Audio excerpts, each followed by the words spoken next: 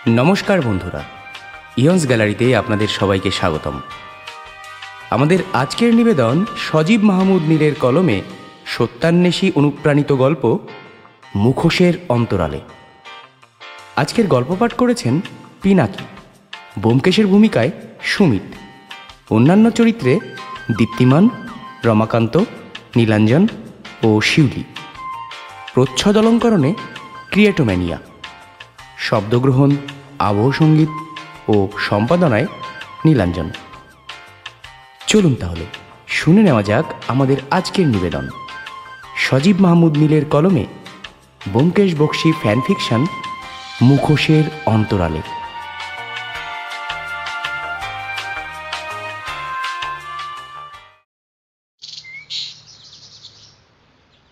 শীতের এমন সকালে আমি যখন চায়ের কাপে সাহিত্য চর্চায় নিমগ্ন, ঠিক তখনই উদাস মনে আমার পাশের একটা চেয়ারে বসে ব্যোমকেশ সিগারেটের ধোঁয়া ছাড়তে ছাড়তে বলল, অজিত, এইসব সাহিত্য চর্চা দিয়ে কাজ নেই। তুমি বরং জ্যোতিষ চর্চায় মনোনিবেশ করো। আমি হলফ করে বলতে পারি, তাতে তুমি বেশি পসার জমাতে পারবে। বুঝলাম সে কথাটা টিটকিরি করে বলল ঠিকই, কিন্তু তবুও কোথাও যেন একটা রহস্যের গন্ধ রয়েছে। ভ্রু কুঁচকে বললাম, কেন বলো তো? তোমার কথাই সত্য হয়েছে হে। এবার সত্যি সত্যি কেউ আমার পরীক্ষা নেওয়ার জন্য উদয় হয়েছে, আর সেটা বেশ আটঘাট বেঁধেই কোথায়। ব্যোমকেশের এই কথারও কোনো অর্থ বুঝতে না পেরে বললাম, তোমার এমন হেয়ালিপনাটা এবার ছাড়ো দেখি, কি হয়েছে তাই বলো। সেটা তো মুখে বললে বুঝবে না। দাঁড়াও, তোমাকে একটা জিনিস দেখাই। বলেই ব্যোমকেশ পকেট থেকে একটা কাগজ বের করে আমার দিকে এগিয়ে দিয়ে বলল, না, পড়ে দেখো। দেখলাম এইমাত্র ব্যোমকেশ আমার হাতে যে কাগজটা ধরিয়ে দিল সেটা একটা খবরের কাগজের কাটিং। লেখা, দিন ফুরোবার সময় হইল। সত্যি বলতে কি, আমি এই লাইনটার আগা মাথা কিছুই বুঝতে পারলাম না, আর সেই সাথে এটাও বুঝতে পারলাম না যে এই লেখার সাথে আমার জ্যোতিষ চর্চার কি যোগসূত্র থাকতে পারে। প্রশ্নটা অবশ্য করতে হলো না, তার আগেই ব্যোমকেশ মৃদু হেসে বলল, বুঝলে না তো?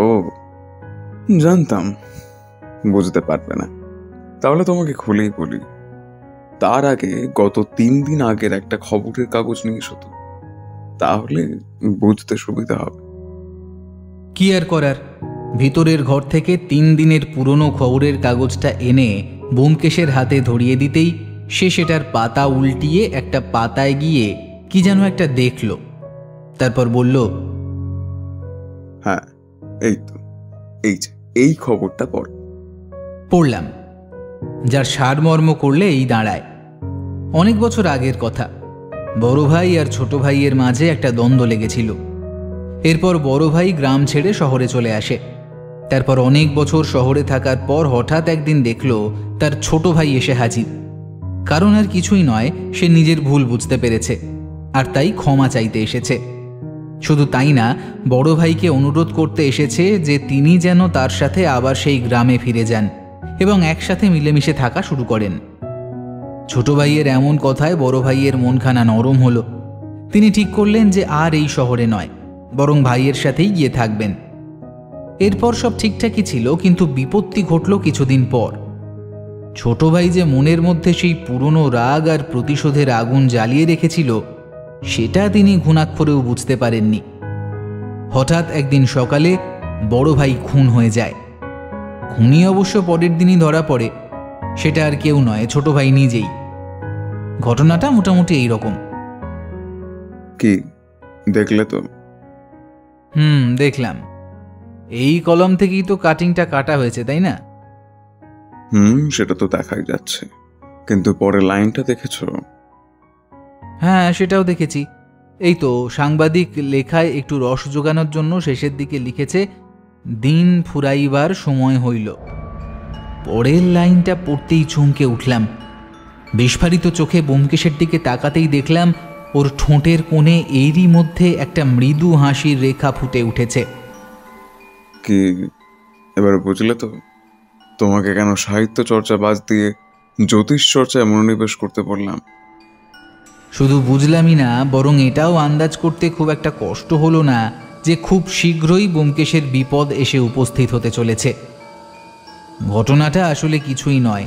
দিন কয়েক আগে আমি আর ব্যোমকেশ বসে ধূমপান করছিলাম, আর তখনই নিছক মজার ছলে বলেছিলাম, আচ্ছা ব্যোমকেশ, এই যে তুমি এত অপরাধীকে ধরে ধরে শাস্তি দেওয়াও, কখনো মনে হয়নি যে তারা ভবিষ্যতে তোমার কোনো অনিষ্ট করতে পারে? আমার কথায় ব্যোমকেশ একটু হেসে বলেছিল, মনে যে হয়নি তা নয়, কিন্তু তাই বলে তো আর নিজের কাজ বন্ধ করে রাখা যায় না, যায় কি? না, তা যায় না। তবে যেদিন আমার কথা মতো কেউ এসে পড়বে তখন বুঝবে গোয়েন্দাগিরির মজা কেমন। সেদিন কথাটা নিছকই মজার ছলে বলেছিলাম বটে, কিন্তু আর একটা বিপদের গন্ধ পেয়ে শরীরটা কেমন যেন কাঁটা দিয়ে উঠল। বললাম, তুমি এটা পেলে কোথায়? পাইনি তো, বরং কেউ আমার কাছে এই ছোট কাগজটা পাঠিয়েছে, আর সেটাও ডাকযোগে নয়, বরং দরজার বাইরে ফেলে রেখে গেছে। আর সকালে বাইরে গেলাম না, তখন নজরে পড়ল। সে না হয় বুঝলাম, কিন্তু এটা যে 3 দিন আগের কোনো খবরের কাগজের কাটিং থেকেই কাটা হয়েছে সেটা বুঝলে কিভাবে? মানে এই তো হতে পারে যে কাটিংটা অনেক আগের, তাছাড়া এটা যে খবরের কাগজেরই কাটিং সেটাই বা নিশ্চিত হলে কিভাবে? হ্যাঁ, এর জন্য অবশ্য তোমাকেই ধন্যবাদ দিতে হয়। তুমি তো সেদিন পড়ে শোনালে। তোমার স্মৃতিশক্তি দেখছি দিন দিন কমে আসছে। মনে পড়ল, আমিই ব্যোমকেশকে কলমটা পড়ে শুনিয়েছিলাম। আসলে এটা নতুন নয়, ব্যোমকেশ কেবল খবরের কাগজের বিজ্ঞাপনের পাতাটাই পড়ে দেখে। তাই আমি মাঝে মধ্যেই কাগজে ছাপা কোনো চাঞ্চল্যকর ঘটনা থাকলে সেটা ওকে পড়ে শোনাই। তা সুকুমারকে দেখছি না যে, আজ এলো না? সুকুমার নামক এই ছেলেটি গত মাসে আমাদের বাসার ঠিক নিচের এক ঘরের নতুন ভাড়াটিয়া হয়ে এসেছে। পরিচয় বেশি দিনের না হলেও তার সাথে আমাদের সঙ্গে এক গভীর সম্পর্ক গড়ে উঠেছে। সকাল সন্ধে আমরা 3 জনে আড্ডাটা বেশ জমেই উঠেছে বলা চলে। বললাম, না আজ আর আসবে বলে মনে হচ্ছে না। ব্যোমকেশ আর সেই নিয়ে কথা না বাড়িয়ে বলল, প্রতিশোধের তীব্রতা কতটা ভয়ঙ্কর হয়ে উঠতে পারে সেটা তুমি সেদিন খবরটা না পড়ে শোনালে বুঝতে পারতাম না। তা তো বটেই। মানুষ যে নিজের ভিতর এমন রাগ পুষে রাখতে পারে সেটা আমিও এই খবরটা না পড়লে জানতে পারতাম না। তুমি নিজেই ভাবো একবার, সেই কতদিন আগের একটা ঘটনাকে মনের মধ্যে পুষে রেখে মানুষ যে নিজের ভাইকে এমনভাবে খুন করতে পারে, সেটা কি তুমি এর আগে ভেবেছিলে? যাক, সেসব কথা যা হওয়ার হয়েছে, কিন্তু এবার কি করবে বলে ঠিক করেছ? মানে বোঝাই তো যাচ্ছে কেউ তো একজন আছে, এখন উপায়? ব্যোমকেশ ততক্ষণে চেয়ার ছেড়ে উঠে পড়েছে। আমার কথা শুনে আর একটা সিগারেটে আগুন দিতে দিতে বলল, উপায় আর কি, দেখা যাক জল কত দূর করায়। তবে অজিত, একটা জিনিস খুব ভালোভাবে বুঝতে পারছি, যাই হোক না কেন সেটা ভালো কিছু হবে না। আমার যতদূর মনে হচ্ছে, যেই থাকুক না কেন সে বেশ সময় নিয়ে সবটা সাজিয়ে তুলেছে। এখন দেখা যাক আগে কি ঘটে। কথাটা বলতে বলতে ব্যোমকেশ ভিতরে চলে গেল। আমি তখনও এক মনে তাকিয়ে থাকলাম সেদিকে।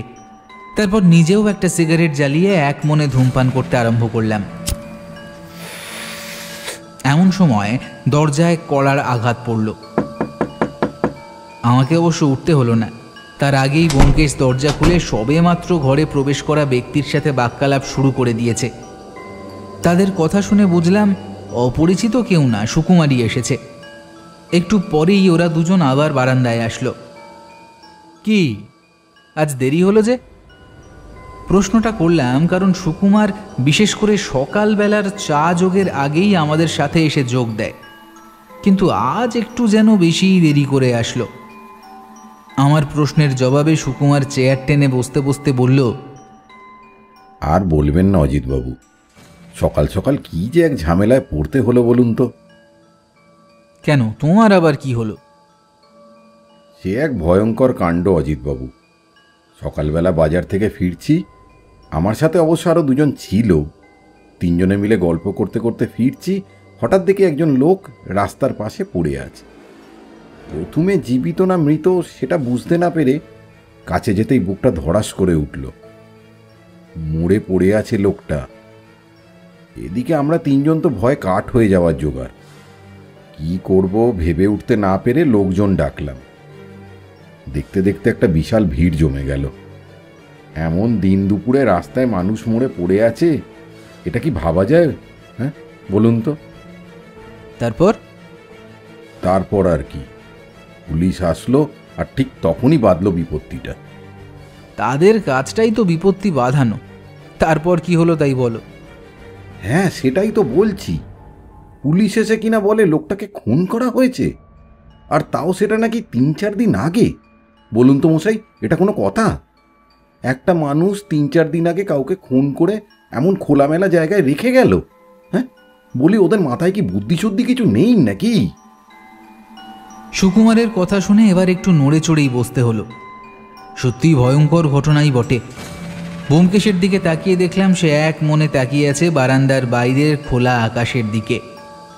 সে কোনো প্রশ্ন করছে না দেখে পরের প্রশ্নটাও আমাকেই করতে হলো। আর উত্তরে সুকুমার বলল, তারপর আর কি, আমরা তিনজন প্রথম মরাটাকে দেখেছি, তাই আমাদেরকেও নাকি পুলিশ স্টেশনে যেতে হবে। আমাদের থেকে নাকি কী সব জানার আছে। জানতে চায় সে ভালো কথা, গেলাম। কিন্তু ওদের ভাবখানা এমন যে পারলে খুনের দোষটা আমাদেরই কাঁধে তুলে দেয়। সেই সকাল থেকে নানান চেষ্টা করেও যখন সে কাজে কোনো সুরাহা করতে পারল না, তখন আমাদের আসতে দেয়া হলো। আপনিই বলুন ব্যোমকেশবাবু, এটা কোনো কথা? হ্যাঁ, এখন তো দেখছি রাস্তাঘাটে চলাফেরা করাও মুশকিল হয়ে দাঁড়িয়েছে। তাও ভাগ্য ভালো ছিল যে আমার সাথে আরও দুজন ছিল, না হলে যে আমার কী অবস্থা হতো সেটা আমার ভাবতেও গায়ে কাঁটা দিয়ে উঠছে। একা একা থাকলে আর আপনাদের সাথে বসে বসে গল্প করা হতো না, জেলের ভেতরেই থাকতে হতো। সুকুমারের শেষের কথাগুলো শুনে একটু যে হাসি পেল না তা বলবো না। সত্যি এখন খুন করা যতটা না দোষের কাজ, তার থেকেও মৃতদেহ উদ্ধার করাটা বেশি দোষের। ব্যোমকেশের মুখের ভাব কিন্তু সেই আগের মতোই রয়ে গেল। সুকুমারের কথা শেষ হতেই কেবল বলল, চা খাওয়া হয়নি নিশ্চয়ই, বসো, আমি চা বলে আসি। বলেই ব্যোমকেশ ভিতরে চলে গেল। আমি আর সুকুমার বসে রইলাম মুখোমুখি। ছেলেটার অমন হাস্যরসাত্মক মুখটা এইটুকু সময়ের মধ্যেই কেমন যেন ফ্যাকাশে হয়ে উঠেছে। হওয়াই উচিত। যে ব্যক্তি একবার পুলিশের হাতে পড়ে তাকে যে কি পরিমাণ নাকানি চোবানি খেতে হয় সেটা আমার অজানা নয়। তবে সুকুমার সত্যিই বলেছে, সে একা থাকলে তার কপালে কি যে ঘটত সেটা ভাবতেই আমার ঘাম ছুটেছে। বললাম, তা পুলিশ ছেড়ে দেওয়ার সময় কিছু বলল না? তা বলেনি, আবার বলেছে তারা নাকি আমাকে চোখে চোখে রাখবে। আপাতত আমি যেন শহরের বাইরে না যাই। আচ্ছা, এটা কি কোনো কথা হলো বলুন তো মশাই? হ্যাঁ, শেষে কি আমাকে চোরের মতো বাঁচতে হবে? না, এই জগতে ভালো কাজের দাম একেবারে নেই। আপনি কি বলেন? হ্যাঁ, না, এখানে আবার আমার কি বলার আছে, নিজের চোখেই তো দেখলেন। এরই মধ্যে ব্যোমকেশ আবার ফিরে এসে একটু আগে ওর খালি করে যাওয়া চেয়ারে বেশ রাজকীয়ভাবে বসতে বসতে বলল, অজিত, এক কাজ করো তো, তুমি একবার সুকুমারকে নিয়ে গিয়ে পুলিশ স্টেশন ঘুরে এসো। এত বড় একটা ঘটনা ঘটে গেল, অথচ একবার খোঁজ না নিলে বিষয়টা কেমন যেন হয়ে যায়। কেন? বীরেনবাবু টেলিফোন করেনি? তিনি অতি মহাবিপদে না পড়লে আমাদের স্মরণ করেন না, সেটা তুমি নিশ্চয়ই ভুলে যাওনি। যাই হোক, চা খেয়ে একবার ঘুরে এসো। ততক্ষণে পুঁটিরাম এসে 3 পেয়ালা চা দিয়ে গেছে। চা শেষ করে উঠবো করছি, কিন্তু ওঠা আর হলো না। তার আগেই দরজায় কড়া নাড়ার শব্দ। পুঁটিরাম দরজা খুলে দিতেই দেখলাম পুলিশবাবু হাজির। আরে আসুন আসুন, তারপর সব ভালো তো? যদিও চেহারাখানা দেখে ওনার বর্তমান অবস্থা আন্দাজ করা খুব একটা শক্ত নয়, তবুও ব্যোমকেশ যেন একটু রসিকতা করেই বলল কথাটা। আমি বীরেনবাবুকে বসার জন্য চেয়ার ছেড়ে দিয়ে তক্তপোষের পাশে গিয়ে বসলাম। তিনি চেয়ার টেনে বসতে বসতে বললেন, আর ভালো, ভেবেছিলাম কালকে ছুটি নিয়ে কয়েকটা দিন গিন্নিকে নিয়ে শ্বশুর বাড়ি থেকে ঘুরে আসব। তার সেটা হলো কই, যা পোড়া কপাল। কেন, আবার কি হলো? ছুটি মঞ্জুর হয়নি নাকি? আসলে সত্যি বলতে পুলিশের চাকরি করলে এই একটা সমস্যা, ঘর সামলাতে গেলে চাকরি বাঁচে না, আর চাকরি বাঁচাতে গেলে ঘর, মধ্যিখানে ঝুলে থাকতে হয়। তার চেয়ে আমি বরং বেশ ভালো আছি, কি বলেন? অন্য সময় হলে হয়তো বীরেনবাবু ব্যোমকেশের এই রসিকতার জবাব দিতেন, কিন্তু এখন তার সেই অবস্থা নেই। সুকুমারের দিকে তাকিয়ে বললেন, কেন, সে কিছু বলেনি আপনাকে? কে, সুকুমার? হ্যাঁ, বলেছে তো। ও আচ্ছা আচ্ছা, তাহলে আপনি সেই মহান ব্যক্তি যে কিনা সুকুমারকে বাসায় আসতে দিয়েছেন। তাই তো বলি, এমন কাজ করলো কে? তাকে তো তার অপরাধের জন্য ফাঁসিতে ঝুলানো উচিত ছিল, কিন্তু তা না করে অতি নিরাপদে বাসায় পাঠানো হয়েছে। তার মানে যে কাজটা করেছে সে নিশ্চয়ই দেবতা তুল্য মানুষ না হয়ে যায়। তুমি কি বলো অজিত? আমি অবশ্য কিছু বললাম না, কিন্তু এটা বুঝতে পারলাম বীরেনবাবুর অবস্থা এখন বড়ই শোচনীয়। আর সেই সাথে এটাও বুঝতে পারলাম যে ব্যোমকেশের কাছে বীরেনবাবুর পাওনা যতগুলি বকেয়া ছিল সেটা ব্যোমকেশ একবারেই ফেরত দেবে বলে মনস্থির করেছে। তাই সেখানে আমার অহেতুক কোনো বাক্যব্যয় না করাই ভালো। সে যাই হোক, তারপর বলুন। অবস্থার কিছুই নয়, কিভাবে যে বলি, আসলে কেসটা এতটাই জট পাকানো যে মাথায় ঘুরে যাচ্ছে।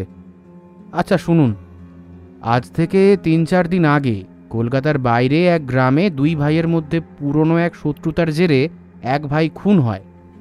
যদিও অপরাধী তৎক্ষণাৎই ধরা পড়েছে, আর সে তার দোষও স্বীকার করেছে।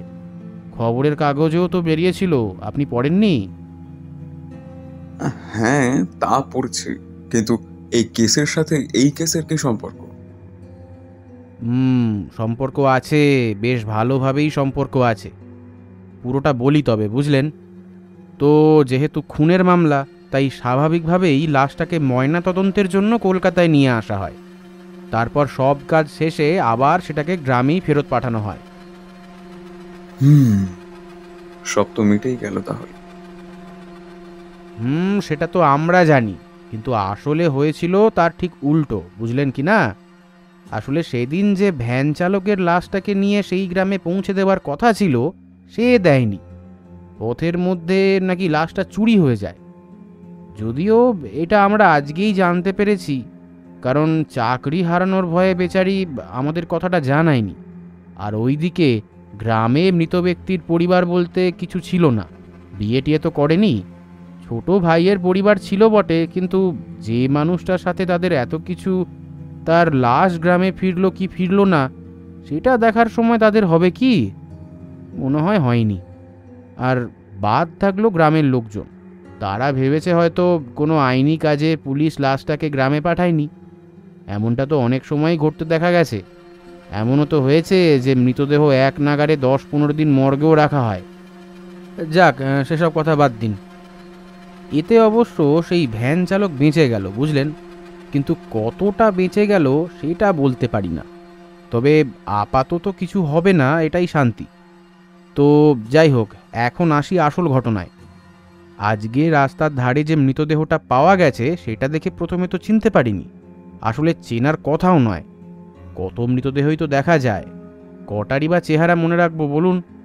কিন্তু ময়না তদন্তে নিয়ে যাওয়ার হলে সেখান থেকে জানতে পারলাম এই দেহ আগেও নাকি পোস্টমর্টম করা হয়েছে। এখন প্রশ্ন হলো, তাই যদি করা হয় তাহলে মৃতদেহ রাস্তার ধারে আসলো কিভাবে? এই প্রশ্নের উত্তর খুঁজতে গিয়ে সবটাই বুঝতে পারলাম। ব্যোমকেশ এক মনে কথাগুলো শুনে বলল, তার মানে প্রথমে লাশ চুরি করা হলো, তারপর সেই চুরি করা লাশই রাস্তার ধারে ফেলে রাখা হলো, তাই তো? সেটাই তো করা হয়েছে মনে হচ্ছে, বুঝলেন। আমি তো আর কিছুই বুঝতে পারছি না। এখন প্রশ্ন হলো, এমন কাজ কেউ কেন করবে? এই প্রশ্নের জবাব অবশ্য বীরেনবাবু দিতে না পারলেও আমার ভিতরে এরই মধ্যে একটা প্রশ্ন তোলপাড় করছে। সকালে ব্যোমকেশের দেখানো 3 দিন আগের খবরের কাগজের কাটিং, সেটাও আবার সেই সংবাদের যেটা কিনা আজ সকালে আবারও উদ্ধার করা হয়েছে। সব কিছু যেন কেমন তালগোল পাকাতে আরম্ভ করলো। কথাটা এবার বলতে যাব, ঠিক তখনই ব্যোমকেশের দিকে তাকাতেই দেখলাম সে আমার অস্থিরতা বুঝে নীরব অসম্মতি জানালো। আমি আর কিছু বললাম না। ব্যোমকেশ বলল, আচ্ছা বীরেনবাবু, পোস্টমর্টম তো আগেই করেছেন, আবারও নিশ্চয়ই করবেন, কারণ এত বড় একটা ঘটনার পর সেটা করাই স্বাভাবিক। তো কি রিপোর্টে আসে একটু জানাবেন? কেন জানি মনে হচ্ছে কাজটা যে করুক না কেন, সে কিছু একটা করার উদ্দেশ্যেই এমন করেছে। যদি কোনো কারণ আর উদ্দেশ্যই না থাকবে, তাহলে একজন মানুষ শুধু শুধু... কথাটা কিন্তু ব্যোমকেশ শেষ করলো না, বরং কথাগুলো বলতে বলতে চেয়ারে সোজা হয়ে বসে থাকতে থাকতে এলিয়ে দিল শরীরটা। আর সেই সাথে দেখলাম ওর কপালে একটা ভাঁজ পড়েছে। সেটা যে মোটেও ভালো কিছু নয় সেটা আন্দাজ করতে আমার একটু অসুবিধে হলো না। বুনো নেকড়ে যেমন অনেক দূর থেকেও শিকারের গন্ধে সজাগ হয়ে ওঠে, ঠিক তেমনি ব্যোমকেশও একটা রহস্যের গন্ধ পেয়েছে। আচ্ছা, এখন তবে উঠি, যদি কোনো খবর পাই তাহলে টেলিফোন করব। কথাটা বলে বীরেনবাবু উঠতে গিয়েও উঠলেন না। বললেন, ও ব্যোমকেশবাবু, দেখছেন তো আজকাল এত ভুলো মন হয়ে গেছে, আর একটা জিনিস তো আপনাকে দেখাতেই ভুলে গেছি। বলেই ভদ্রলোক পকেট থেকে একটা ছোট্ট কাগজ বের করে এগিয়ে দিলেন ব্যোমকেশের দিকে। ব্যোমকেশ সেটা হাতে নিয়ে চোখ বুলিয়ে ঠোঁটের কোণে একটা হাসি এনে কাগজটা আমার দিকে এগিয়ে দিতে দিতে বলল, না অজিত, এবার দুইয়ে দুইয়ে যোগ করে দেখো 4 হয় কিনা। হাত বাড়িয়ে কাগজের টুকরোটা নিয়ে চোখ বোলাতেই শরীরের শিরদাঁড়া দিয়ে একটা ঠান্ডা স্রোত বয়ে গেল। প্রভাতেরও পরে দুয়ে দুয়ে যোগ করলে দাঁড়ায় দিন ফুরাইবার সময় হইল প্রভাতেরও পরে। যদিও সাংবাদিক মশাই লেখায় একটু রস জোগানোর জন্যই কথাটা লিখেছিল, যার মানে সুখের দিন তো অনেক কাটল, কিন্তু অবশেষে সেই দিনও শেষ হতে চলেছে, আর সেটাও রাত পোহালেই। কিন্তু ব্যোমকেশের জন্য এই লাইনটার অর্থ করলে দাঁড়ায় অনেক তো হলো, এবার সময় ঘনিয়ে আসছে। ব্যোমকেশের দিকে তাকিয়ে ওর মনের ভাবটা ঠিক বুঝতে পারলাম না। আসলে তার মনে কি চলছে সেটা খুব সহজে চেহারায় ফুটে ওঠে না। এটা এইবার প্রথম নয়, এর আগেও বিষয়টা আমি লক্ষ্য করেছি। কি হলো? এই যোগ বিয়োগের মানে কি? আমি তো কিছুই বুঝতে পারলাম না।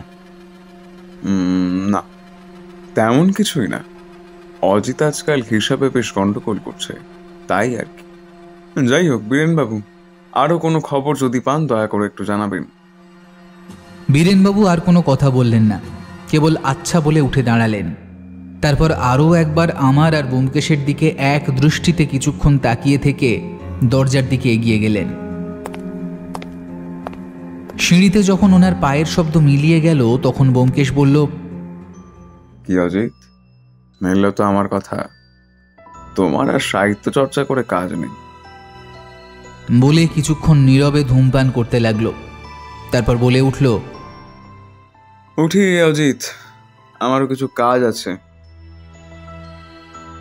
বলেই ব্যোমকেশ ভিতরের ঘরে চলে গেল। আমি আর সুকুমার সকালে ঘটা বিষয়টাকে নিয়ে আরও কিছুক্ষণ আলোকপাত করলাম। তারপর সেও উঠে পড়ল। বসে রইলাম কেবল আমি। আমাদের আলোচনার মধ্যে দুবার ব্যোমকেশকে কারো সাথে টেলিফোনে কথা বলতে শুনলাম। যদিও কি কথা হলো সেটা বুঝতে পারিনি, তবে আন্দাজ করতে পারলাম যে সকালের ঘটনাটা নিয়েই কারো সাথে কথা বলছিল। একবার ভাবলাম ব্যোমকেশের কাছে যাব, কিন্তু পরক্ষণেই মনে হলো যদি বলার মতো কিছু হয় সে নিশ্চয়ই নিজে থেকে আমাকে এসে বলবে। বেশ কিছুক্ষণ বসে থাকার পরেও যখন ব্যোমকেশ আসলো না, তখন অগত্যা আমাকে উঠতে হলো। এইদিকে দুপুর গড়িয়ে বিকেল হওয়ার পরও যখন ব্যোমকেশ দরজা খুলল না, তখন একা একা বসে থেকে কী বা করা যায়, তাই গায়ে একটা চাদর জড়িয়ে বেরিয়ে পড়লাম। সন্ধ্যের একটু আগে আগে ফিরেও যখন দেখলাম ব্যোমকেশ দরজা খোলেনি, তখন বাধ্য হয়েই সত্যবতীকে বললাম, দরজা খুলেছিল? না। বুঝলাম গৃহদেবী বেশ চটেই আছে, কিন্তু এই রাগের কারণটা ঠিক কি সেটা বুঝতে পারলাম না। প্রশ্ন যে করব সেটারও সাহস করতে পারলাম না। বেশ কিছুক্ষণ সত্যবতীর সামনে দাঁড়িয়ে থাকার পরেও যখন সে আমার সাথে কোনো কথা না বলে এক মনে সোয়েটার বুনতে লাগলো, তখন আমি অতি সাবধানে পা টিপে টিপে নিজের ঘরে গিয়ে তক্তপোষের উপর বসে সবেমাত্র সিগারেটটা ধরাতে যাব, তখনই দরজা খোলার শব্দ কানে আসলো। আর সেই সাথে শুনতে পেলাম সত্যবতীর কণ্ঠস্বর। বলি সেই ঘরেই সংসার পাতো না, শুধু শুধু বাইরে আসার কি দরকার? এরপর সত্যবতী বেশ কিছুক্ষণ নিজের মনেই তর্জন গর্জন চালালেও ব্যোমকেশের কোনো সাড়া শব্দ পেলাম না। বুঝলাম তারও হাল হয়েছে ঠিক আমারই মতো। একবার গিয়ে এমন মনোমুগ্ধকর দৃশ্যটা নিজের চোখে দেখার ইচ্ছে পোষণ করে ওঠার উপক্রম করেও আবার বসে পড়তে হলো, কারণ তার আগেই কানে ভেসে আসলো, আহ, কি করছো? ছাড়ো বলছি, নয়তো সূচের এক গুঁতোতেই চোখ টেরা করে দেব। এরপর আর ও ঘরে আমার যাওয়া চলে না। সেই সাথে এও বুঝলাম ব্যোমকেশ এখন গৃহদেবীকে তুষ্ট করতে ব্যস্ত। গৃহদেবীকে পুজো কতটা তুষ্ট করতে পারলো তা বলতে পারবো না, তবে একটু পর পূজারই বেশ হাসি হাসি প্রশান্ত মুখে আমার সামনে এসে উপস্থিত হলো। আমি জানলার দিকে তাকিয়ে এক মনে সিগারেট টেনে চলেছি। সে ঘরে ঢুকে আমার পাশে বসে আমার দিকে তাকিয়ে বলল, চোখের মতো কানটাও কি জানলার দিকেই ছিল? দেখে তো তেমনটা মনে হচ্ছে না। এমনি এমনি কি বলি যে লেখক জাতটা... দেখো, কথায় কথায় এই লেখক জাতকে নিয়ে আর পড়তে হবে না। এতই যখন ভয়, তবে মেয়েটাকে এমন করে রাগাও কেন শুনি? তোমাকে তো আগেই বলেছি অজিত, দাম্পত্য জীবনে এটাই একমাত্র সুখের জায়গা। তোমাকে বলে লাভ কি? বিয়ে... অমনি শুরু হয়ে গেল আমাকে খোঁটা দেওয়া। এবার বলো তো, সারাদিন কি করলে? বুঝতেই পারছি কেসটা নিয়েই ভাবছো, তা কিছু পেলে? কেস? কিসের কেস? ব্যোমকেশের মুখে এমন কথা শোনার জন্য আমি মোটেও প্রস্তুত ছিলাম না। বললাম, কিসের কেস মানে? সকালে যে এত বড় একটা ঘটনা ঘটে গেল, আর তুমি এখন বলছো কিসের কেস? তাছাড়া আমি তো ভাবলাম সারাদিন তুমি দরজা বন্ধ করে সেটাই ভাবছো, তাই আমি আর তোমাকে ডাকিনি। কই না তো। তাছাড়া এখনো আমার সাথে এমন কিছুই ঘটেনি যে এখনই সেটা নিয়ে ভাবতে হবে। আগে তো ঘটুক, তারপর ভেবে দেখ। ঘটেনি বলছো? কাগজের কাটিংটা তাহলে কি? কেউ একজন আমাকে আগাম বার্তা পাঠিয়েছে। তাছাড়া সকালে যে মৃতদেহ উদ্ধার হয়েছে সেই কেসটা তো এখনো আমার কাছে আসেনি। কিন্তু সেটা যে তোমার উদ্দেশ্যেই পাঠানো হয়েছে সেটা নিশ্চয়ই ভুলে যাওনি। বাদ দাও তো।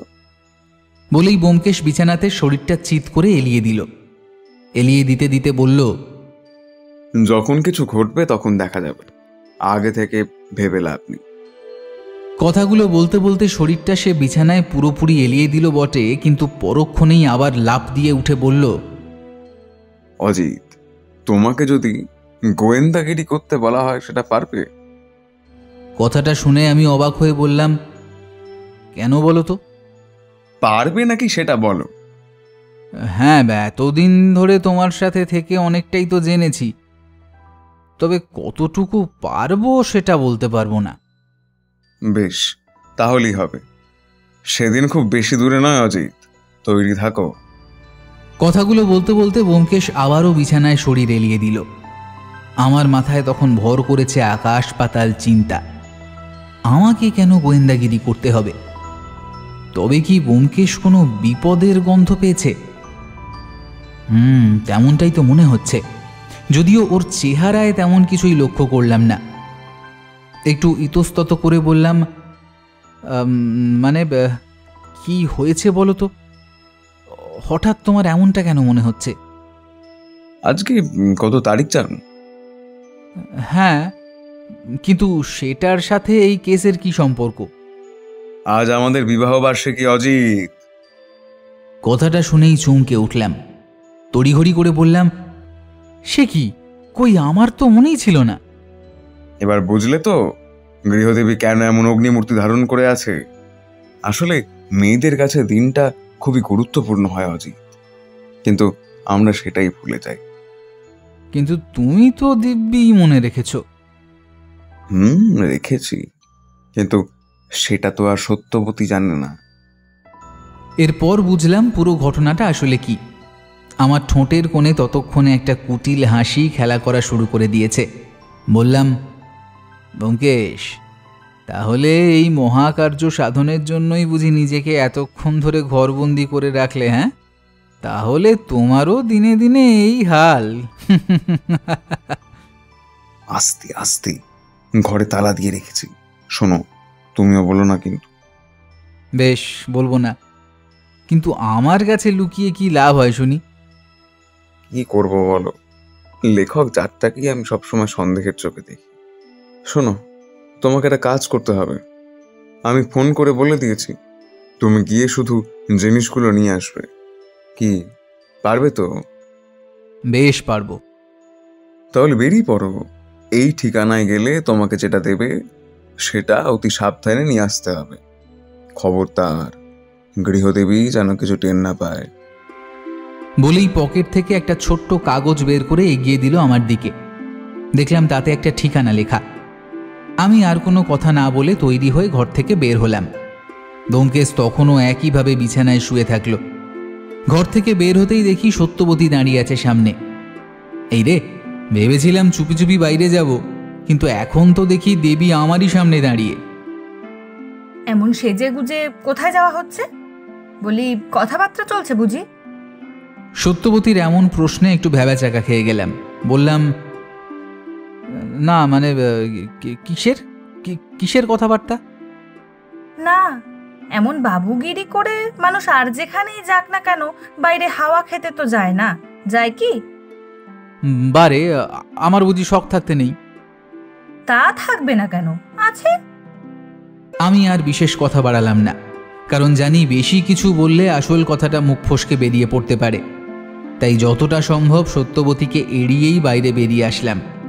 তারপর ব্যোমকেশের ঠিকানা অনুযায়ী গিয়ে মাঝারি গড়নের কাগজের বাক্সটা নিয়ে যখন আবার ফিরে আসলাম, তখন রাত 9টা বেজে গেছে।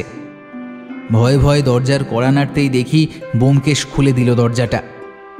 ভিতরে ঢুকতেই বলল, কি ব্যাপার, এত দেরি হলো যে? যাই হোক, তাড়াতাড়ি দাও, সে রান্নাঘরে।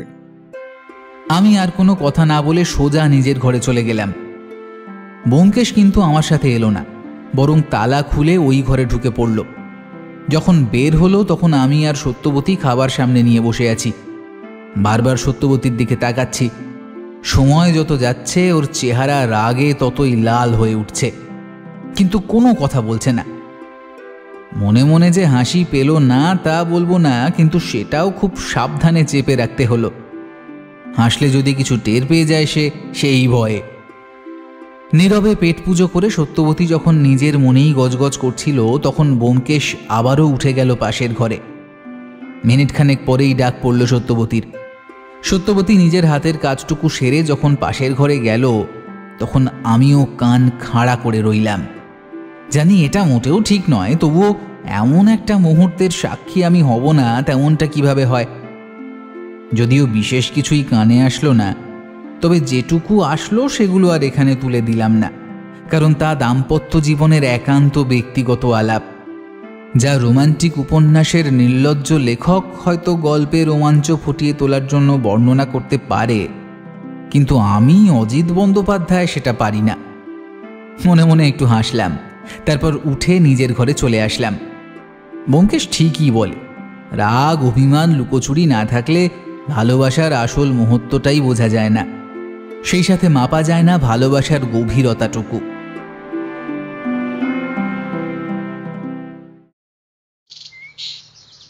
পরের দিন সকালে সদ্য ঘুম থেকে উঠে বারান্দায় বসে আছি। সত্যবতী আসলো চা নিয়ে। দেখলাম ওর গলায় ঝুলছে একটা সোনার হার। বুঝলাম গুপ্তচরের মতো আমি যে বস্তুটা বয়ে এনেছিলাম তার মধ্যে এই মহামূল্যবান বস্তুটাই ছিল। সত্যবতী চলে যেতেই আমি টেবিলের উপর থেকে আজকের খবরের কাগজটা টেনে নিয়ে চোখ বোলাতে লাগলাম। দেখলাম কালকের খবরটা আজকে ছাপা হয়েছে। যদিও পুরো ঘটনাটা এরই মধ্যে আমার জানা হয়ে গেছে, তবুও সেটাতে একবার চোখ বোলাচ্ছি। একটু পর ব্যোমকেশ আসলো। চেয়ার টেনে বসতে বসতে বলল, কিছু জিজ্ঞেস করবে তার আগে আরো একবার মনে করিয়ে দিচ্ছি, তুমি আমার বয়সে বড়, সেই হিসেবে বড় দাদা বলা চলে, তাই সাধু সাবধান। আর কি, 2 হাত আশীর্বাদের ভঙ্গিতে উঁচু করে বললাম, বেশ, তাই হোক, দাদাই হলুম না হয়। কিন্তু বীরেনবাবু টেলিফোন করে কিছু কি বলেছে? বলেছে, এইটাও বলেছে যে তিনি আসছেন। বেশ, কিন্তু তার আগে এই খবরের কাগজটা একটু পড়ে নাও। কালকের খবরটা ছাপা হয়েছে তো, তুমি পড়ে শোনাও। পড়ে শোনালাম। সবটা শুনে বলল, তুমি কিন্তু তৈরি থাকো অজিত, আমার শেষ ভরসাটুকু কিন্তু তুমি। ব্যোমকেশ কথাটা যদিও মজার ছলেই বলল, কিন্তু তবুও কথাটাকে মোটেও হাস্যরসাত্মক বলে মনে হলো না। যদিও পুরোপুরি কোনো কিছু আন্দাজ করতে পারছি না, তবুও কেন জানি না মনে হচ্ছে ব্যোমকেশের খুব বিপদ, কিন্তু সেটা যে কীরকম তা বুঝতে পারলাম না। ঘণ্টাখানেকের মধ্যে বীরেনবাবু আসলেন, কিন্তু এই লোকটার সাথে আগের দেখা লোকটাকে কোনোভাবেই মেলাতে পারলাম না। কেমন যেন থমথমে একটা ভাব, ঠিক ঝড়ের আগে আকাশ যেমন স্থির হয়ে থাকে তেমন। প্রথম কথাটা অবশ্য বীরেনবাবুই বললেন। আচ্ছা, কিভাবে এটা হলো বলুন তো? একটা মানুষ কেনই বা লাশ চুরি করবে? ধরলাম কোনো কারণবশত হয়তো দরকার পড়েছে, কিন্তু যদি সেটাই হয়ে থাকে তাহলে রাস্তার ধারেই বা কেন ফেলে রাখবে? রিপোর্ট পেয়েছেন? হ্যাঁ, পেয়েছি তো বটে। আশ্চর্যের বিষয়, এই যে লাশটা চুরি করার পর তাতে কোনো পরিবর্তন কিন্তু ঘটানো হয়নি। আচ্ছা, একটা কথা বলুন তো, লাশটা যারা প্রথম দেখেছে তাদের বক্তব্য কি ছিল? তাদের বক্তব্য বলতে, লাশ তো প্রথমে দেখেছিল 3 জন, তার মধ্যে আপনাদের নিচের ভাড়াটিয়াও তো ছিল। লাশটা প্রথমে কে দেখেছে সেটা জানতে পেরেছেন? হ্যাঁ। সেটা নিশ্চয়ই সুকুমার নয়। আপনি ঠিকই ধরেছেন ব্যোমকেশবাবু। মৃদুল নামের এক ভদ্রলোক প্রথম দেখে লাশটাকে, তারপর তিনিই বাকি 2 জনকে ডাকেন। কিন্তু কেন বলুন তো? না, কিছু না, এমনিতেই জানতে চাইলাম। দেখুন ব্যোমকেশবাবু, ঘটনাটা কিন্তু রীতিমতো চারিদিকে চাঞ্চল্যকর পরিস্থিতির জন্ম দিয়েছে, আর এটা বলার কিন্তু আর অপেক্ষা রাখে না। তার উপর পুলিশের জিম্মায় থাকা মৃতদেহ চুরির ঘটনা, এটা তো বুঝতেই পারছেন। পুলিশের ওপর আলাদা করে একটা অভিযোগ উঠছে, ওপর থেকে আমাদের দায়িত্ব নিয়ে প্রশ্ন উঠছে। বুঝতেই তো পারছেন কতটা চাপের মধ্যে আছি, অথচ আমরা কোনো প্রমাণই জোগাড় করে উঠতে পারিনি। আর এদিকে ওপর থেকে বারবার টেলিফোনে বলা হচ্ছে যত তাড়াতাড়ি সম্ভব কেসটার একটা তদন্ত করতে। এখন আপনি যদি কিছু করতে পারেন ব্যোমকেশবাবু, তবেই খানিক সুবিধা হয়, নয়তো আমাদের মাথায় তো কিছুই ঢুকছে না। ততক্ষণে ব্যোমকেশ আরও একটা সিগারেট ধরিয়ে নীরবে ধূমপান করা আরম্ভ করেছে। লক্ষ্য করছি সে এই 2 দিনে একটু বেশিই করছে, এমনটা আর কখনো দেখিনি। বেশ কিছুক্ষণ চুপচাপ থাকার পর একটা দীর্ঘশ্বাস ছেড়ে বলল, চিন্তা করবেন না বীরেনবাবু, এই কেস আপনাদের নয়, বরং আমার। ব্যোমকেশের এই কথা শুনে খানিকটা অবাকই হলেন তিনি। ভ্রু কুঁচকে প্রশ্ন করলেন, মানে? অজিত, তুমি বলো হে, এখন আর গোপন করে লাভ কি? অনুমতি পেয়ে যতটা ঘটেছে সবটা বলতেই বীরেনবাবুর চোখে মুখে বিস্ময়ের ছাপ পড়ল। উপরের ঠোঁট দিয়ে নিচের ঠোঁটটা খানিকক্ষণ চেপে রেখে বললেন, এ তো বেশ সাংঘাতিক ব্যাপার ব্যোমকেশবাবু, কিন্তু এতে লাভ কি? দেখুন, যদি তাই হয় তাহলে একজন পুলিশ মোতায়েন তো দরকার বাড়ির সামনে। না, তার দরকার হবে না। এবার আমি ব্যোমকেশের কথায় একটু প্রতিবাদ করেই বললাম, কেন? এতে ক্ষতি কি? দেখো ব্যোমকেশ, বোঝার চেষ্টা করো। যেই হোক না কেন, সে যে বেশ আটঘাট বেঁধেই নেমেছে সেটা তো বোঝাই যাচ্ছে। তাই আগে থেকে কিছু করাই তো ভালো, তাই না? এতে যা ঘটা তার থেকে বেশি কিছু ঘটতে পারে। কথায় আছে, কুকুর যখন পাগল হয় তখন তাকে ঠান্ডা মাথায় বাঁধতে হয়, গায়ের জোর সেখানে খাটে না। এতে হিতে বিপরীত হওয়ার সম্ভাবনাই বেশি থাকে। তবে হ্যাঁ, আপনারা একটু সাবধানে থাকবেন। ব্যোমকেশ বীরেনবাবুকে সাবধানে থাকতে বলেছিল ঠিকই, কিন্তু অতি সাবধানতার মধ্যেও 3 দিন পর ঘটনাটা ঘটেই গেল। ঘটনা যা ঘটেছে তা ঠিক এরকম। সেদিন ব্যোমকেশের কাছ থেকে যাওয়ার পর বীরেনবাবু আমাদের না জানিয়েই বাসার সামনে একজন পুলিশ কর্মকর্তাকে সাধারণ পোশাকে মোতায়েন করেছিলেন, আর তাতেই বিপত্তিটা বাধল। কে বা কারা আমাদের পাড়া থেকে একটু দূরের হাইওয়ের পাশে একজনকে রাতের অন্ধকারে খুন করে রেখে যায়। পিছন থেকে আঘাত করা হয়েছিল ঠিক মাথার মাঝ বরাবর। মৃত ব্যক্তি প্রতিরোধের কোনো সুযোগই পায়নি বলা চলে। পরের দিন সকালে যখন পুলিশ মৃতদেহ উদ্ধার করল, তখন লোকটার পরিচয় জানার জন্য পকেটে কোনো কাগজপত্র আছে কিনা সেটা দেখার জন্য চেক করার সময় যে জিনিসটা পায় সেটা একটা চিরকুট। ঠিক চিরকুট নয়, একটা খবরের কাগজের কাটিং, আর তাতে টাইপ করে লেখা সাধু সাবধান। যে কাটিংটা পাওয়া যায় সেটা কাটা হয়েছিল 3 দিন আগের খবরের কাগজ থেকে, যে খবরটা আমি ব্যোমকেশকেও পড়ে শুনিয়েছিলাম। খুনি কে বা কারা সেটা এখনো জানা যায়নি, আর সেই সাথে পুলিশ মৃত ব্যক্তির কোনো খোঁজও করতে পারেনি। ঘটনাটা মোটামুটি এটাই। আপনাকে আগেই বলেছিলাম, কাজটা যেই করুক না কেন সে করছে আমার জন্য। এখানে আপনার কোনো সাহায্য লাগবে না, আর যদি সেটা দরকার হয় তবে আমি নিজেই বলবো। কিন্তু ব্যোমকেশ বাবু, তাই বলে তো আর এইভাবে চুপ করে বসে থাকা যায় না। কিছু করতে গিয়ে ফলাফলটা কি দাঁড়ালো দেখলে তো? বীরেনবাবু অবশ্য এর প্রেক্ষাপটে কোনো জবাব দিলেন না, কেবল মাথা নিচু করে রইলেন। আমরা আরও কিছুক্ষণ বসার পর অবশেষে উঠলাম। তারপর পুলিশ স্টেশন থেকে বেরিয়ে একটা বাসে উঠে পড়লাম। কিন্তু বেশি দূর আর যাওয়া হলো না। তার আগেই ব্যোমকেশ বলল, চলো অজিত, হেঁটেই যাই। কিছু একটা প্রশ্ন করতে গিয়েও ব্যোমকেশের ইশারায় সেটা আর করা হলো না। বাস থেকে নেমে আমরা যখন ফুটপাত দিয়ে হাঁটছি, তখন কেমন যেন একটা অস্বস্তি করতে লাগলো। কেন জানি না বারবার মনে হচ্ছিল আমাদের পিছু পিছু কেউ একজন আসছে। পিছনে তাকিয়ে বিষয়টা দেখতে যাব তার আগেই ব্যোমকেশ চট করে আমার হাতটা চেপে ধরে বলল, তাকিও না, সোজা হেঁটে চলো। ফিসফিস করে কথাটা বলেই ব্যোমকেশ নানান কথা বলতে শুরু করলো। বুঝলাম এই সব কথার কোনো মানেই নেই। আমরা যে বুঝতে পেরেছি সেটা অনুসরণকারীকে বুঝতে না দেওয়ার জন্যই ব্যোমকেশের এমন অর্থহীন কথা বলে যাওয়া। কিন্তু আমাদেরই বা অনুসরণ করবে কে? বড় রাস্তায় কিছুক্ষণ হাঁটার পর হঠাৎই ব্যোমকেশ একটা গলির পথ ধরল।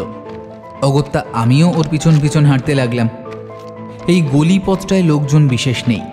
বুঝলাম যেই আমাদের অনুসরণ করুক না কেন, ব্যোমকেশ চাইছিল তাকে এই গলি পথে নিয়ে আসার জন্য। কিন্তু বেশ কিছুটা পথ হাঁটার পর মন থেকে সেই অস্বস্তিকর ভাবটা চলে গেল। সেই সাথে এটাও বুঝলাম যে এখন আর আমাদের পিছন পিছন কেউ আসছে না। ব্যোমকেশও হয়তো বিষয়টা বুঝতে পেরেই একটু হেসে বলল, লোকটা বেশ বুদ্ধিমান।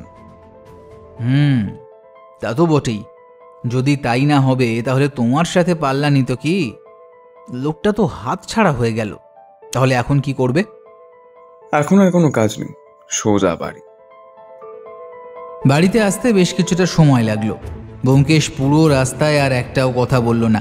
কেবলমাত্র বাড়ি এসে ওর ঘরে ঢুকে দরজা বন্ধ করার আগে বলল, তোমায় কি বলেছিলাম মনে আছে তো? হ্যাঁ, কোন কথা? প্রশ্নের জবাব পেলাম না। তার আগেই ব্যোমকেশ সশব্দে দরজা বন্ধ করে দিল। আমি হতভম্ব হয়ে কিছুক্ষণ দাঁড়িয়ে থাকার পর বারান্দায় গিয়ে চেয়ার টেনে বসে সবে মাত্র সিগারেটটা ধরাবো, ঠিক তখনই দেখলাম সত্যবতী এসে দাঁড়িয়েছে।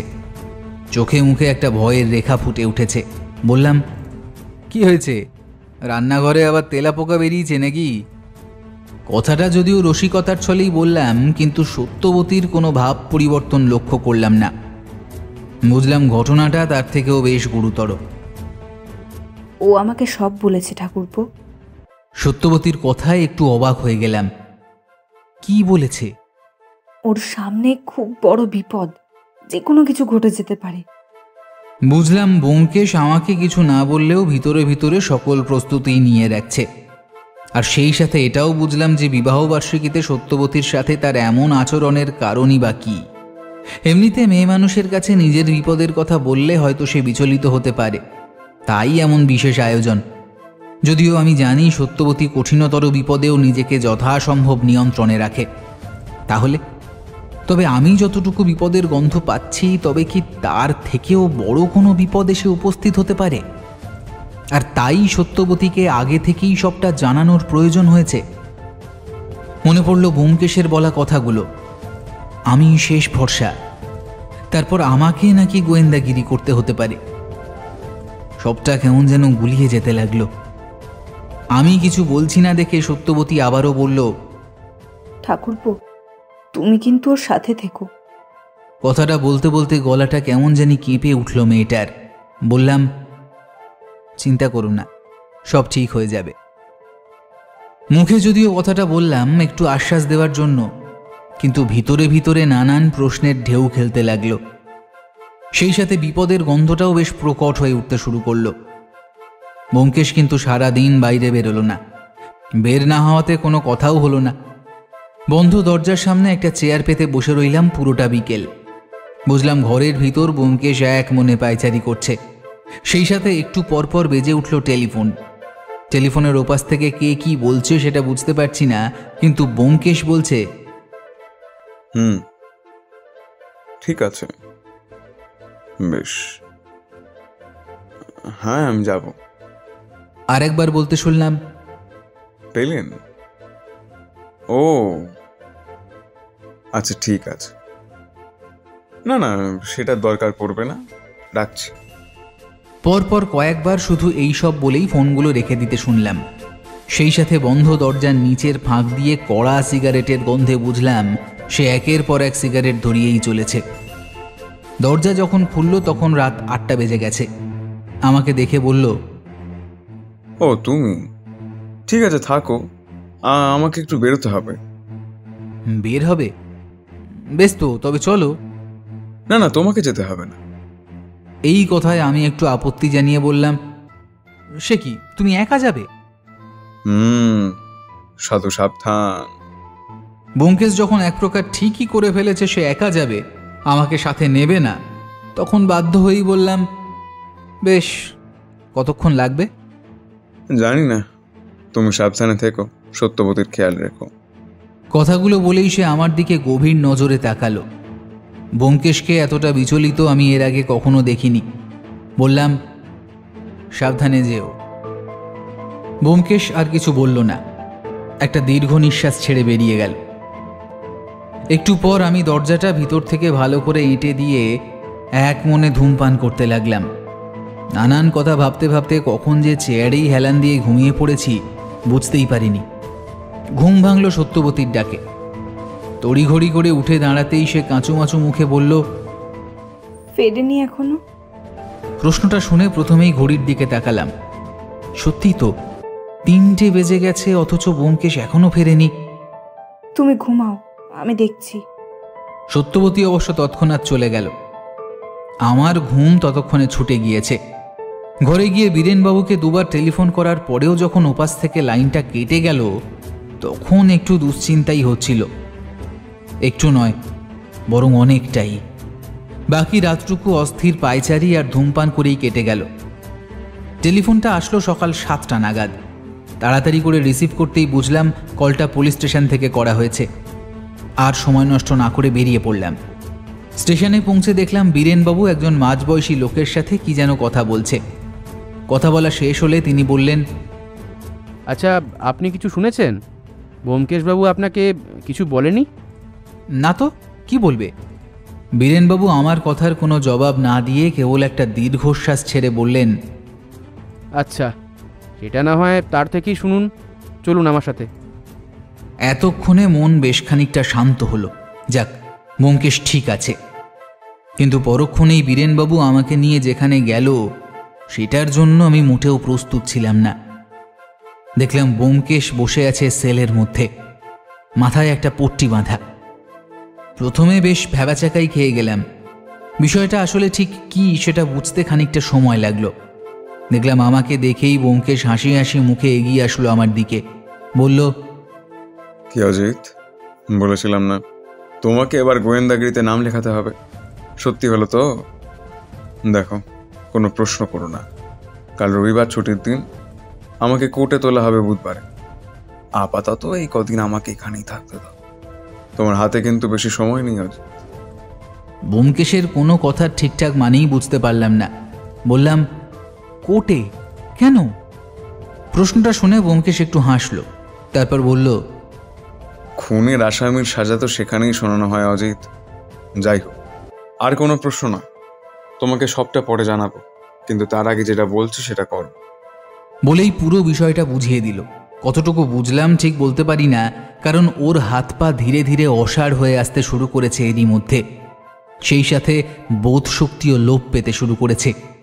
পুরো বিষয়টা বুঝিয়ে দেওয়ার পর ব্যোমকেশ বলল, কি পারবে তো? হ্যাঁ হ্যাঁ পারবো, কিন্তু আরে সময় নেই অজি, তুমি এখন যাও। সত্যবতীকে কিছু বলার দরকার নেই, কারণ সেদিন এত আয়োজন ছিল তার আগেই সবটা বলার জন্য। ব্যোমকেশের এমন অবস্থা দেখে পুলিশ স্টেশন থেকে তো বেরিয়ে আসলাম, কিন্তু বাড়িতে ঠিক কিভাবে আসলাম বলতে পারি না। সিঁড়ি বেয়ে উপরে উঠে দরজায় টোকা দিতেই সত্যবতী এসে দরজাটা খুলে দিল। দেখলাম চোখে মুখে গতকালের সেই ভয়ের ছাপটা কিছুটা হলেও কমে এসেছে। থানা থেকে ফিরলে? মুখে কিছু না বলে কেবল মাথা নাড়লাম। সত্যবতী কিছুক্ষণ একভাবে দাঁড়িয়ে থাকার পর বলল, বসো, আমি চা নিয়ে আসছি। বুঝলাম ব্যোমকেশ ভুল বলেনি। সে আগে থেকেই সবটার জন্য তৈরি ছিল, সাথে সত্যবতীকেও তৈরি করে নিয়েছিল। কেবল জানতাম না আমি। সারাটা দিন এইভাবেই কাটল। ব্যোমকেশের কথা মতো সারাদিন আর বাইরে বের হলাম না। এর মধ্যে সুকুমার এসে গল্প করে গেল কিছুক্ষণ। সত্যি ছেলেটাকে যত দেখছি ততই অবাক হচ্ছি। কিন্তু আজ একটা অদ্ভুত জিনিস লক্ষ্য করলাম। আগে যখন সে আসতো তখন প্রথমে এসেই ব্যোমকেশের কথা জিজ্ঞেস করত, কিন্তু আজ তেমনটা লক্ষ্য করলাম না। সে এই বিষয়ে কিছু বলছে না দেখে আমিই ওর কথা তুললাম, কিন্তু সুকুমারের সে বিষয়ে কোনো আগ্রহই দেখলাম না। বেশ অবাকই হলাম আমি। অথচ আমি জানি সুকুমার আমার কাছে নয়, বরং সে আসতো ব্যোমকেশের কাছে। আমি ঘরে ঢুকলেই দুজনের কথা বন্ধ হয়ে যেত। তারা অন্য কোনো প্রসঙ্গে কথা বলা আরম্ভ করত। ব্যোমকেশ যখন কাজে ব্যস্ত থাকত তখনই কেবল সে আমার সঙ্গ লাভ করত। তাহলে খবরটা ছাপা হলো পরের দিন, আর সেটাও একেবারে খবরের প্রথম পাতায় বড় বড় অক্ষরে। কলকাতার বিখ্যাত গোয়েন্দা ব্যোমকেশ বক্সী খুনের অভিযোগে গ্রেফতার। তারপর সাংবাদিক মশাই নিজের মনের মতো যা খুশি লিখে গেছেন। অন্যদিন হলে আমি প্রথম পাতার খবরগুলো খুব মন দিয়ে পড়ি, কিন্তু আর পড়া হলো না। সুকুমার আসলো একটু পরেই, বলল, খবরের কাগজে কী সব দেখলাম, তা সেগুলো সত্যি নাকি? প্রশ্নটা শুনে খানিকটা অবাকই হলাম। মনে হচ্ছিল সে যেন একটু খুশিই হয়েছে। কেন, তোমার কি মিথ্যে বলে মনে হচ্ছে? না, আসলে আমি শুনেছি অনেক সময় অপরাধী ধরতে গেলে গোয়েন্দারা এরকম মিথ্যার আশ্রয় নেয়। আমি আর এই বিষয়ে কোনো কথা বললাম না। সুকুমার আরও কিছুক্ষণ নানান কথা বলেও যখন আমার সঙ্গ অন্য সব দিনের মতো পাচ্ছিল না, তখন বাধ্য হয়েই উঠে চলে গেল। আর এটাই আমি চাইছিলাম। সুকুমার চলে যেতেই চট করে ব্যোমকেশ যে ঘরে নানান নথিপত্র রাখে সেই ঘরে ঢুকে দরজা বন্ধ করে দিলাম। তারপর যখন বের হলাম ততক্ষণে ঘরের ভিতর আমার মিনিট 30 সময় কাটানো হয়ে গেছে। ঘর থেকে বের হচ্ছি, হঠাৎই পিছন থেকে সত্যবতী বলে উঠল, এ কি, আপনি কে? ঘরে ঢুকলেন কিভাবে? ঠাকুরপো, ও ঠাকুরপো। বলেই ডাকতে শুরু করলো। বুঝলাম জব্বর ছদ্মবেশ ধরা হয়েছে। সত্যবতী স্বয়ং নিজে আমাকে চিনতে পারেনি। একটু কেশে বললাম, ঠাকুরপো তো তোমার সামনেই, আর কে আসবে? কথাটা শুনে অবাক হয়ে তাকালো আমার দিকে। তারপর বেশ কিছুক্ষণ চুলচেরা বিশ্লেষণ করে বলল, তুমি? কি, কেমন ছদ্মবেশ ধরেছি বলো? সে কি, তোমাকে তো আমরা প্রথমে চিনতেই পারিনি। এটাই তো আমি চাই। যাই হোক, আমি চললাম। কোথায়? যেতে হবে গোয়েন্দাগিরি করতে। ব্যোমকেশের আদেশ। আশীর্বাদ করো হে দেবী, আমি যেন কার্যসিদ্ধি করতে পারি। দেখলাম আমার কথা শুনে সত্যবতীর ঠোঁটের কোণে খানিকটা হাসির ঝিলিক ফুটে উঠেছে। আর বেশি দেরি করলাম না। দরজা খুলে অতি সাবধানে এই দিক ওই দিক তাকিয়ে বেরিয়ে পড়লাম। তারপর দ্রুত বড় রাস্তার মোড়ে এসে যেন হাঁপ ছেড়ে বাঁচলাম। আশেপাশে তাকিয়ে কোনো সন্দেহজনক কাউকেই চোখে পড়ল না। বুঝলাম আমাকে কেউ চিনতে পারেনি। ট্রামে চেপে বেশ কিছুক্ষণ চলার পর ব্যোমকেশের বলে দেওয়া জায়গাটায় এসে যখন দাঁড়ালাম তখন দুপুর হয়। তারপর ব্যোমকেশের কথা মতো বড় রাস্তার মোড় পার হয়ে ছোট গলিটায় ঢুকে একটা পাকা বাসার নিচে এসে দাঁড়ালাম। এই ঠিকানায় আসতে বলেছিল ব্যোমকেশ, আর এটাও বলে দিয়েছিল যে আমি যেন আগ বাড়িয়ে কিছু করতে না যাই, বরং চারিদিক যেন একটু নজর রাখি। যদি কারো ইশারা পাই তবেই যেন তার পিছু পিছু হাঁটা শুরু করি। কোনো কথা বলার চেষ্টা তো দূর, আমি যে তাকে চিনি সেটাও যেন কেউ বুঝতে না পারে। পকেট থেকে সিগারেটের প্যাকেট বের করে একটার পর একটা ধরাতে শুরু করলাম। 1 ঘন্টা যায়, কেউ এলো না। 2 ঘন্টা গেল। এইদিকে আমার বুকের ভেতর অনবরত কেউ যেন হাতুড়ি পিটতে শুরু করেছে।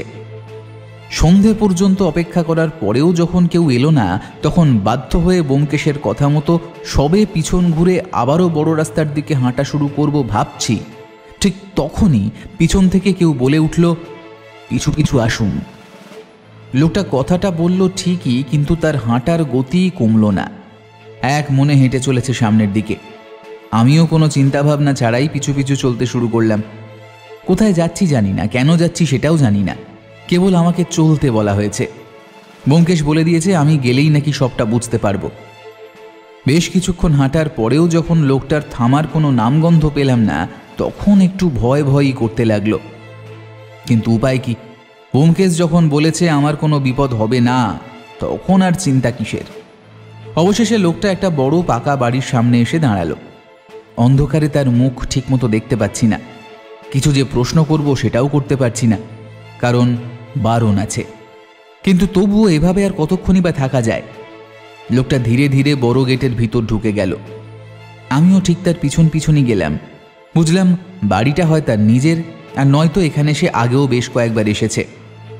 চলার গতিতে কোনো সংকোচ নেই, নেই কোনো গতিবিধির পরিবর্তন। বাড়ির ভিতরে গিয়ে একটা তালাবন্ধ দরজা খুলে আমাকে হাতের ইশারায় ঢুকতে বলে সে নিজে আগে ঢুকে গেল। ঘরটা আগে অন্ধকার থাকলেও একটা সুইচ টিপতেই পুরো ঘর আলোয় ভরে উঠল। আর তখনই দেখতে পেলাম তার চেহারাটা। এ কি? তাহলে আমি এতক্ষণ কোনো অচেনা অজানা লোকের সাথে হাঁটছিলাম না? এ তো সুকুমার।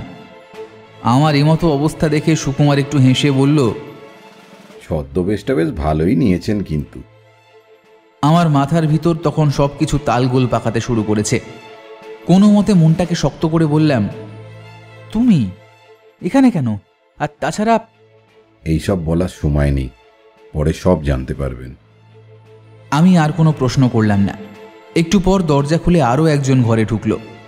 এই লোকটাও আমার অচেনা নয়, বীরেনবাবু। আমাকে দেখে প্রথমে চিনতেই পারলেন না, তারপর একটু ভালো করে তাকাতেই বললেন, বলছি, আসতে কেউ দেখেনি তো? না, কে দেখবে? কেন, আপনার বাড়ির নিচে কাউকে ঘুরঘুর করতে দেখেননি? এবার মনে পড়ল, হ্যাঁ তা তো দেখেছি বটে। আমি সারাদিনে যতবার বারান্দায় গিয়েছিলাম ততবারই একটা লোককে দেখতে পেয়েছি। এর আগে কখনো দেখিনি তাকে। বললাম, হ্যাঁ দেখেছি। সেই জন্যই এই ছদ্মবেশ, বুঝলেন? তার মানে আপনি সবটা জানতেন? ব্যোমকেশ যে আসামি নয় সেটাও? এমনকি গত রাতে যে সে খুনটাও করেনি সেটাও আমি জানতাম। কিন্তু আইনের হাত তো, কি আর করব বলুন, তাই তো এই পথ বেছে নিতে হলো। খুন? খুন। আমাদের কথার মাঝখানে কখন যে সুকুমার ঘর থেকে বেরিয়ে গিয়েছিল, আবার কখন যে ফিরেও এসেছে বুঝতেই পারিনি। আসলে পর পর এমন সব ঘটনা ঘটে যাচ্ছে যে কোনটা ঠিক আর কোনটা ভুল, কখন কি ঘটছে, এরপর কি ঘটবে, সবটাই যেন গুলিয়ে যেতে লাগলো। সুকুমার ঘরে ঢুকেই বলল, চলুন। এরপর আর কোনো কথা নেই। 3 জন আবারও বেরিয়ে পড়লাম। তারপর পায়ে হেঁটে যে জায়গাটা গিয়ে পৌঁছলাম, সেখানে গিয়েই বীরেনবাবু দরজায় পর পর কয়েকবার টোকা মারতেই ভিতর থেকে দরজা খুলে গেল। তারপর আমাদের 3 জনকে একসাথে দেখে খানিকটা চমকেই উঠল লোকটা। বলল, আপনারা? প্রথম কথা অবশ্য বীরেনবাবুই বললেন। হ্যাঁ, আপনি তো লাশটা রাস্তার ধারে সেই ঝোপের আড়ালে দেখেছিলেন, তাই না? তাই ভাবলাম আপনার সাথে একটু খোঁজ খবর নেওয়া যাক। বুঝলাম আমরা যে এমনভাবে আসবো সেটা বিন্দুমাত্র অনুমান করেনি সে। আমতা আমতা করে বলল, আসুন আসুন। এতক্ষণ দরজাটা 2 হাতে আগলে ছিল। এবার আসুন বলতেই হাত দুটো চৌকাটের উপর থেকে নামিয়ে নিয়ে আমাদের ভিতরে ঢুকতে দিল। আমরা 3 জন ভিতরে ঢুকেই দেখলাম ঘরে আর কেউ নেই, কিন্তু এখানে যে আরও একজন ছিল সেটা দিব্যি বুঝতে পারলাম। আলমারিতে 2 জন লোকের পোশাক তখনও ঝুলছে, আর বাকি জিনিসগুলো পড়ে রয়েছে বিছনার উপর। এতক্ষণ লোকটাকে চিনতে না পারলেও এবার চিনতে মোটেই অসুবিধে হলো না। এই লোকটাই তো সারাদিন আমাদের বাসার সামনে ঘুরঘুর করছিল। চিনতে ভুল হয়নি মোটেই, ইনিই ছিলেন। কি কোথাও যাওয়া হচ্ছিল বুঝি? বীরেনবাবু কথাটা বললেন কারণ এরই মধ্যে প্রয়োজনীয় জিনিসপত্র বাঁধাই করা হচ্ছে। কিছুটা বাঁধা শেষ, আর কিছুটা এলোমেলো হয়ে ছড়িয়ে ছিটিয়ে আছে বিছানার উপর। কই না তো, এমনিতেই। তা আরেকজন কোথায়? আরেকজন? কই না তো, আমি তো একাই থাকি এখানে। এতক্ষণ বেশ শান্ত কণ্ঠে প্রশ্নগুলো করলেও এবার বীরেনবাবুর স্বরে বেজে উঠল হুঙ্কার। বললেন, ও, তার মানে এই 2 সাইজের জামা তুমিই পরতে, তাই তো? লোকটা কিন্তু আর কোনো কথা বলল না, ধপ করে বসে পড়ল বিছানার উপর।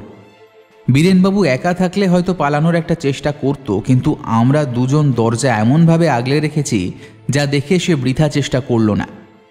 বীরেনবাবু আবারও বাজখাই কণ্ঠে বললেন, দেখো, আমি আবারও বলছি, সত্যি কথা বললে হয়তো তোমার শাস্তিটা কিছুটা কম হতে পারে। তাই বারবার বলছি, যা বলার সব সত্যি বলবে, নয়তো কিন্তু তোমার ভারী বিপদ। আর কোনো উপায় আছে কি? অপরাধীকে পালানোর আগের মুহূর্তে হাতে নাতে ধরা হয়েছে, এর থেকে বড় প্রমাণ আর কী বা হতে পারে? লোকটা আর বৃথা চেষ্টা করল না, হাত জোড় করে বসে পড়ল মাটিতে। তারপর হাউমাউ করে কাঁদতে কাঁদতে বলল, লোভে পড়ে গিয়েছিলাম হুজুর, সেই শাস্তিও পেয়েছি। লোভে পড়ে ছোট ভাইটাকেও হারাতে হয়েছে। এখন আর লুকোবার কিছুই নেই হুজুর, যা শাস্তি পাও না সবটাই মাথা পেতে নেব। দেখলাম বীরেনবাবু কিন্তু লোকটার কথায় তেমন কিছুই বললেন না, বরং তার ঠোঁটের কোণে একটা সূক্ষ্ম হাসির রেখা ফুটে উঠেছে। লোকটি তখনও ঠিক আগের মতোই মেঝেতে বসে আছে। অভিনয়টা তুমি ভালোই করতে পারো, বুঝলে? আর সেটাই স্বাভাবিক। একদিন যাব থিয়েটার করলে, কিছু তো শেখা উচিত, আর সেই দিক থেকে তুমি নিশ্চয়ই সফল। কিন্তু এই ক্ষেত্রে যে তেমনটা হলো না। সত্যি বলতে কি, বীরেনবাবুর এই কথার অর্থ আমি ঠিক বুঝতে পারলাম না, কিন্তু পরক্ষণ ওই মেঝেতে বসে থাকা লোকটির দিকে তাকাতেই চকিতে বিদ্যুৎ খেলে গেল আমার পুরো শরীরে। লোকটির মুখে এখন বিন্দুমাত্র শোকের ছায়া নেই, বরং তার পরিবর্তে একটা ভয় ফুটে উঠতে শুরু করেছে। এই ভয়ের অর্থ আমি বুঝি। এবার বীরেনবাবু বললেন, ভেতরে এসো। বলতেই হুড়মুড় করে কয়েকজন পুলিশের উর্দি পরা লোক ঘরে ঢুকল। বুঝলাম তারা আগে থেকেই বাইরে অপেক্ষা করছিল, আর বলা ছিল ঘরের ভিতর কোনো বেসামাল কিছু ঘটলে কিংবা অপরাধী পালিয়ে যাওয়ার চেষ্টা করলেই যেন তারা বেরিয়ে আসে। 3 জন পুলিশের কনস্টেবল ঘরে ঢুকতেই বীরেনবাবু বললেন, হাত কড়া পরিয়ে দাও। যা বুঝতে পারছি, এইভাবে দোষ স্বীকার করবে না, এর জন্য আলাদা ব্যবস্থা করতে হবে। লোকটি কিন্তু কোনো বাধা দিল না। আমি হতভম্বের মতো তাকিয়ে রইলাম তার দিকে। লোকটি কি গিরগিটি নাকি? কখনো চেহারায় ফুটে উঠছে ভাই হারানোর গভীর শোকের ছায়া, আবার কখনো ভয়, আবার পরক্ষণেই ফেটে পড়ছে তীব্র ক্ষোভে। বুঝলাম এই রহস্য সমাধান আমার কম্য নয়।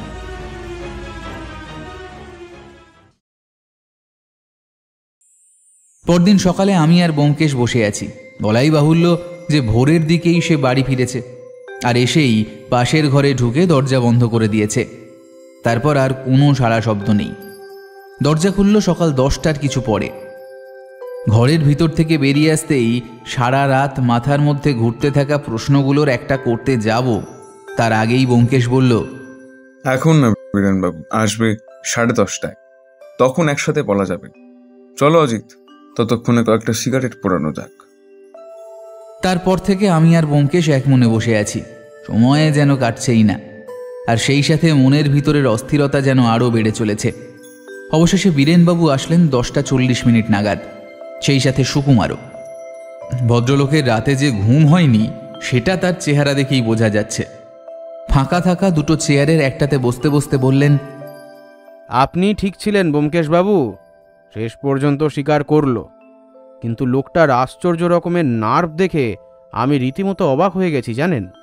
সত্যি বলতে কি, কখনো কখনো আমারও কিন্তু তাকে দোষী বলে মনেই হয়নি। ভাগ্যিস আপনি সবটা বলে দিয়েছিলেন। যাক, তাহলে তো মিটেই গেল। অপরাধী নিজেই যখন দোষ স্বীকার করে নিয়েছে, সেখানে আর কোনো অসুবিধা থাকার কথা নয়, তাই নয় কি? হ্যাঁ, তা হবে না, কিন্তু আপনি বুঝলেন কিভাবে? কি বুঝলাম কিভাবে? এই যে মানে মাধব মণ্ডলী যে আসল অপরাধী, এটা আপনি বুঝলেন কি করে? এতক্ষণে বুঝলাম লোকটার নাম মাধব মণ্ডল। বীরেনবাবুর এই প্রশ্নের জবাবে ব্যোমকেশ হাতে ধরে থাকা সিগারেটের শেষ একটা টান দিয়ে ধোঁয়া ছাড়তে ছাড়তে বলতে শুরু করলো। সত্যি বলতে কি, প্রথম দিকটায় আমি নিজেও বুঝতে পারিনি। আমার যে শত্রুর অভাব নেই তা বলছি না, কিন্তু তাদের সবাই কেউ মারা গেছে, কেউ জেলে। তাহলে এখন প্রশ্ন যে লোকটি আমার পিছনে লেগেছে সে কে? নিশ্চয়ই কোনো উদ্দেশ্য আছে। মিছে মিছে তো একজন মানুষ আর একজনের পিছনে এরকম আদা জল খেয়ে লাগবে না। এইদিকে কোনো সূত্রও খুঁজে পাচ্ছিলাম না। একজন মানুষ আমাকে বারবার ঘোল খাইয়ে যাচ্ছে, অথচ আমি তাকে ধরতে পারছি না। এটা ভাবলে কেমন যেন লাগছিল। তবে একটা বিষয় পরিষ্কার, যে লোকটি যেই হোক না কেন, কোনো পূর্বের সূত্র ধরেই সে এসছে। আর তাই আমিও পুরনো কেসগুলো নিয়ে ঘাঁটাঘাঁটি শুরু করলাম। খোঁজ নিতে লাগলাম লোকটি আসলে কে হতে পারে। যাদের আমি ঈশ্বরের কৃপায় জেলে পাঠিয়েছি তাদের আত্মীয় স্বজনের খোঁজ নিতে শুরু করলাম। তাতেও বিশেষ কিছুই পেলাম না, কেবল একজন ছাড়া। অজিত, তোমার লোহার বিস্কুট কেসটার কথা মনে আছে? এই শেষ প্রশ্নটা করে ব্যোমকেশ আমার দিকে তাকালো। বললাম, হ্যাঁ, মনে থাকবে না? কিন্তু অক্ষয় মণ্ডলের সাথে এই লোকটার কি সম্পর্ক? আছে অজিত, আছে। তুমি যদি অক্ষয় মণ্ডলের সম্পর্কে বিস্তারিত লিখতে তাহলে আমাকে এতটা কষ্ট করতে হতো না। যাই হোক, তা অক্ষয় মণ্ডলের একটি ভাই আছে। তার খোঁজ নিয়ে জানতে পারলাম তার নাম মাধব। একটা থিয়েটারে অভিনয় করে এবং এই শহরেই তার বাস। সেই থিয়েটারে গিয়ে খোঁজ নিয়ে অবশ্য তাকে পেলাম না। তখনও বুঝতে পারিনি যে অক্ষয় মণ্ডলের ভাই সেই লোকটি, যে লোকটি সেদিন সকালে প্রথম রাস্তার ধারে মৃতদেহটা দেখেছিল। আর তোমাকে সেদিন পুলিশ স্টেশন থেকে বের হওয়ার পর বললাম না যে লোকটিকে কোথায় যেন দেখেছি, তখন মনে করতে পারিনি। কিন্তু পরে বুঝতে পারলাম যে লোকটিকে আর কোথাও নয়, বরং তোমার সাথে সেবার থিয়েটারে নাটক দেখতে গিয়ে দেখেছি। পুলিশ স্টেশনে গিয়ে চিনতে পারেনি, কারণ তখন তার চেহারায় মেকআপ ছিল না, আর থিয়েটারে ছিল। দুয়ে দুয়ে চার মিলল। কথাটা খুব ঠিক। বেশ কিছুদিন হাতে কাজ না থাকার কারণে সেদিন এক প্রকার জোর করেই ব্যোমকেশকে নিয়ে গিয়েছিলাম থিয়েটারে। কিন্তু সেটা যে এই কেসে এত বড় একটা প্রভাব ফেলতে পারে তা তখনও বুঝিনি। ব্যোমকেশ বলে চলল, বীরেনবাবু, প্রতিশোধের নেশা বড্ড ভয়ঙ্কর হয়, আর সেই নেশাতেই একেবারে ডুবে গিয়েছিল মাধব মণ্ডল। কিন্তু এই কাজ তো একা করা সম্ভব না, তাই একজনকে টাকার বিনিময়ে নিজের কাজের অংশীদার তো করলো। কিন্তু যখন দেখলো সেই অংশীদারিতার ধরা পড়ার কারণ হতে যাচ্ছে, তখন ভাবলো আর বাঁচিয়ে রাখা ঠিক হবে না। আবার এমনও হতে পারে যে লোকটিকে মাধব বুঝিয়েছিল যে অন্য শহরে চলে যেতে, কিন্তু তাতে হয়তো সে রাজি হয়নি, বরং আরো টাকার দাবি করেছিল। মাধব বুঝতে পারলো যে পাপের সাক্ষীকে বাঁচিয়ে রাখা যাবে না, ফলাফল মৃত্যু। এমনটাই যে হয়েছে তা বলছি না, হতেও পারে, এটা আমার অনুমান। কিন্তু এমনভাবে কাজটা করতে হবে যেন সাপও মরে, লাঠিও না ভাঙে। মাধব সুযোগ খুঁজতে লাগলো, আর সেই সুযোগটা করে দিলাম স্বয়ং আমি। আমি বুঝতে পারিনি যে খুনটা হবে আর আমাকেও জেলে যেতে হবে, কিন্তু সাবধানের মার নেই, তাই আপনাকে আগে থেকেই সবটা জানিয়ে রাখলাম। সত্যি বলতে কি, আপনার যে আমার কথা বিশ্বাস করবেন তা ভাবতে পারিনি। সে যাই হোক, আমি যখন দ্বিতীয় লোকটির সাথে কথা বলছিলাম ঠিক তখনই অতর্কিত পিছন থেকে এসে মাধব আমার মাথায় আঘাত করে, যা আমি আগে থেকে ভেবে রাখিনি। পরে বুঝতে পেরেছিলাম যে মাধব আর ওই লোকটা আগে থেকেই সব ঠিক করে রেখেছিল, কিন্তু সে বুঝতেও পারেনি মাধব আমাকে নয় বরং তাকেই খুন করতে যাচ্ছে। মাধবের উদ্দেশ্য ছিল তাকে খুন করে আমাকে ফাঁসাবে। হলোও তাই, সাপও মরল, লাঠিও ভাঙল না। এই নাটকে খানিকটা রসদ দিল পত্রিকাগুলো, বেশ ফলাও করে লিখল, আর তাতেই মাধব একেবারে নিশ্চিত হলো যে আর কোনো ভয় নেই। কিন্তু শহরও ছাড়তে পারলো না, কারণ পুলিশ আবার তাকে যে কোনো সময় ডাকতে পারে, তাই খানিকটা সময় নিল। সে বুঝতেও পারলো না যে আসল চাল আমি আগেই চেলে রেখেছি। তারপর তো সব আপনার জন্য। ব্যোমকেশ থামতেই আমি বললাম, সে না হয় বুঝলাম, কিন্তু মাধব মৃতদেহ কেন চুরি করলো? আগেই তো বললাম, সে চায়নি কোনো খুন করতে, তাই মৃতদেহ দিয়েই আমাকে ফাঁসানোর চেষ্টা করছিল। সেটা কিভাবে তা বলতে পারি না। যদি পুলিশরা মাধবের মুখ থেকে বের করতে পারে তবেই জানতে পারব, অন্যথায় নয়। তবে আমার মনে হয় না মাধব এটা বলবে। কিন্তু পরে পরিস্থিতি এমন পর্যায়ে দাঁড়ালো যে হত্যা না করলে কার্য সাধন হচ্ছে না। মানুষ একবার প্রতিশোধের নেশায় পড়লে সেই লক্ষ্যে পৌঁছতে সবকিছু করতে পারে, এমনকি হত্যাও। বীরেনবাবু উঠলেন। সুকুমারও পরে আসবো বলে চলে গেল। কেবল আমি আর ব্যোমকেশ বসে রইলাম। সবটা জানার পরেও কেমন যেন একটা জিনিস অজানা থেকেই গেল। সবাই চলে যেতেই এবার সেই প্রশ্নটা করলাম, আচ্ছা ব্যোমকেশ, তুমি তো এই কয়দিনে খুব একটা বের হওনি, শুধুমাত্র কয়েকটা টেলিফোন করেছো, কিন্তু তুমি যে বললে আগের সমস্ত কেস আবার নতুন করে ঘেঁটেছ, তারপর সবার খোঁজ নিয়েছ, সেটা কিভাবে? ঘরে বসে তো আর এত কাজ সম্ভব নয়, তাই নয় কি? দেখলাম ব্যোমকেশ আমার কথায় একটু হাসল। তারপর পকেট থেকে সিগারেটের প্যাকেট বের করে একটা সিগারেটের লম্বা টান দিয়ে মুখের ভিতরে থাকা ধোঁয়া গোল গোল করে ছাড়তে ছাড়তে বলল, ঠিক ধরেছ, আমি এইসবের কিছুই করিনি। তাহলে? সুকুমার। কথাটা শুনে চোখ গোল গোল হয়ে গেল। অবাক হয়ে বললাম, মানে? ঠিকই শুনেছ। তুমি নিশ্চয়ই দেখেছো যে সুকুমার আমার কাছে এসে বেশ কিছুক্ষণ গল্প করে যায়। হ্যাঁ দেখেছি, আর এটাও দেখেছি যে আমি আসলেই তোমরা কথা থামিয়ে দাও। ঠিক এই কারণে। সুকুমার ছেলেটা কে জানো? কে? সে তোমার এখন না জানলেও চলে। শুধু এইটুকু জেনে রাখো, এই কেসে আমি নয়, বরং জবনিকা ফেলেছে সুকুমার নিজেই। ছেলেটার মেধা আছে বলতে হয়, আর সেটা কখনো কখনো আমার থেকে খানিকটা এগিয়ে যায়।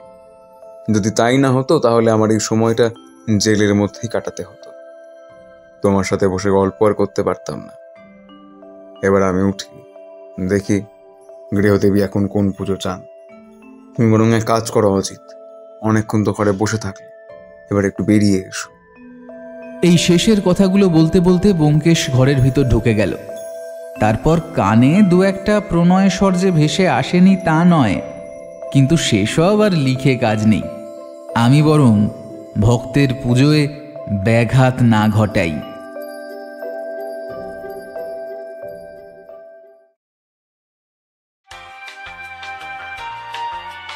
কেমন লাগলো আমাদের আজকের নিবেদন অবশ্যই কমেন্ট করে জানান। আর যদি ভালো লেগে থাকে তাহলে লাইক এবং শেয়ার করতে ভুলবেন না। আর তার পাশাপাশি আমাদের চ্যানেলে সাবস্ক্রাইব করে আমাদের পাশে থাকুন। খুব শীঘ্রই আমরা ফিরে আসব নতুন গল্প নিয়ে। সবাই সুস্থ থাকুন, আনন্দে থাকুন। ধন্যবাদ।